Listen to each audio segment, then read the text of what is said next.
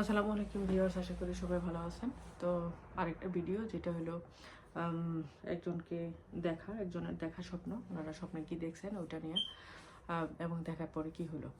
যাই হোক, আমার আত্মীয় স্বজনের মধ্যে একজন ওই আপুটা, মানে উনি খুব নামাজি মানুষ, 5 ওয়াক্ত নামাজ টামাজ পড়েন, মানে খুব পর্দা টর্দা নিয়ে চলেন আর কি। যাই হোক, তো একদিন উনি লেট করে উনি বললেন যে না, ফজরের সময় তো আছে।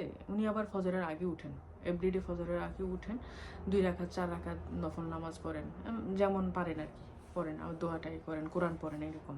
তো উনি বলছে যে না, আজকে একবারে ফজরের আজানের সময় উঠবো। তো উঠবো এটা বলছে, উনি ঘুমাইতেছে। তা এখন উনি স্বপ্নে দেখে কি যে ওনার ওনার বাচ্চা স্কুলে, হ্যাঁ, তো ওনার স্কুলে উনি ঘুমাইতেছে, তো উনি দেরি হয়ে গেছে, বাচ্চা আনবো কি। তখন উনি দেখতেছে কি ওনার বাবা আর ওনার চাচা গিয়ে ওনার বাচ্চাকে স্কুল থেকে নিয়ে বাসায় আসছে। আমার ওনার আব্বা আর ওনার চাচা ওনার প্রতি একটু রাগ। ও কিন্তু একটা কথা বলি না, ওনার আব্বা আর ওনার চাচা দুজনেই কিন্তু মারা গেছেন অনেক আগে। তখন উনি তাড়াতাড়ি করে নামাজ উঠছেন, উঠে তারপরে নামাজ পড়ছেন। এই জন্য যাদের বলি যে কেউ কখনো সকালের নামাজে কেউ কখনো দেরি করবেন না। হ্যাঁ, যখন সময় হবে বা কেউ যদি আপনার নফল ইবাদত করার অভ্যাস থাকে, অবশ্যই সেটা করবেন, মিস করবেন না। একটু কষ্ট হলেও উঠে করবেন। তো উনি তাড়াতাড়ি করে উঠছেন, উঠে তারপরে উনি ওনার ওই যে নফল নামাজ উনি সময় পাইছেন, নফল নামাজ পড়ছেন, তারপরে উনি ফজর নামাজ পড়ছেন।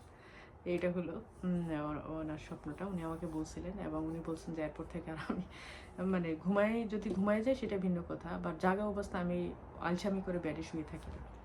তো আশা করি আমার এই স্বপ্নটা আপনাদের ভালো লাগবে, যেটা বললাম, যে কাহিনিটা বললাম। তো ভালো লাগলে অবশ্যই সাবস্ক্রাইব করবেন।